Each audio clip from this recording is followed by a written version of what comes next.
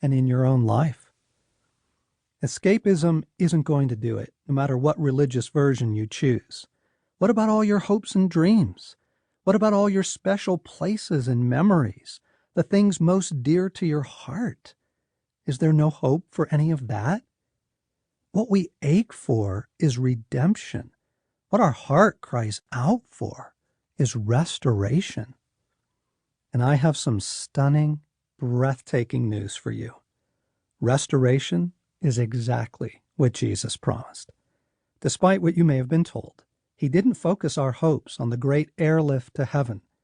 He promised, quote, the renewal of all things, including the earth you love, every precious part of it, and of your own story. Matthew 19:28. The climax of the entire Bible takes place with these words, I am making everything new. Revelation 21:5. A day of great restoration is coming. Not annihilation, restoration. That is the only hope powerful enough to be for us what God calls the anchor of the soul. We have this hope as an anchor for the soul. Hebrews 6:19. How you envision your future impacts your current experience more than anything else. Children starting the long school year feel very differently about waking each morning than those who know summer vacation is just a few days away. The woman recently served divorce papers feels very differently about her life than the woman who wakes the day before her wedding. How we feel about our future has enormous consequences for our hearts now. If you knew that God was going to restore your life and everything you love any day, if you believed a great and glorious goodness was coming to you, not in a vague heaven, but right here on this earth, you would have a hope to see you through anything. You would have an anchor for your soul, an unbreakable spiritual lifeline, reaching past all appearances, right to the very presence of God, as Hebrews 6:19 in the Message has it. I'll be frank. If everything is going wonderfully for you right now, and you have every reason to believe it's going to stay that way, this book probably isn't for you.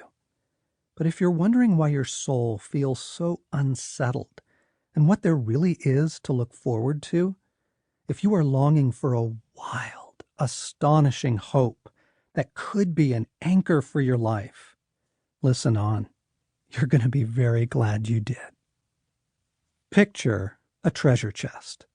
Not a small box that might hold jewelry on a girl's nightstand. A large treasure chest, larger than any suitcase you own, larger than any suitcase you've ever seen.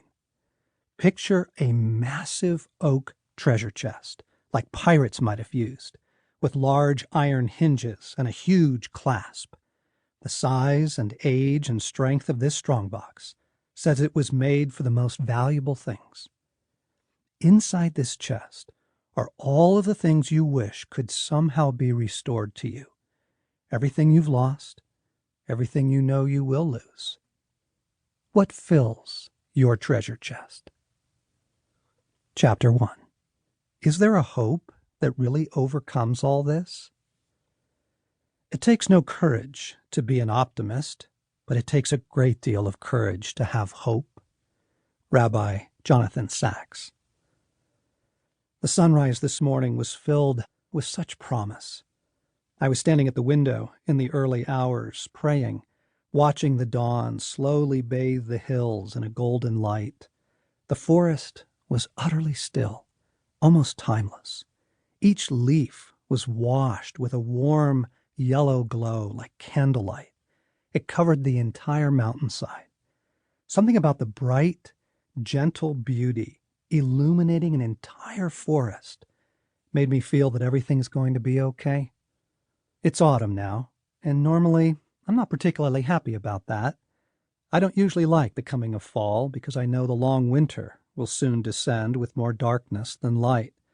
The world will go into gray tones for too long.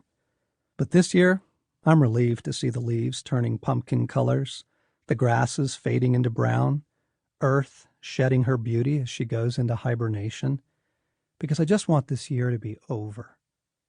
January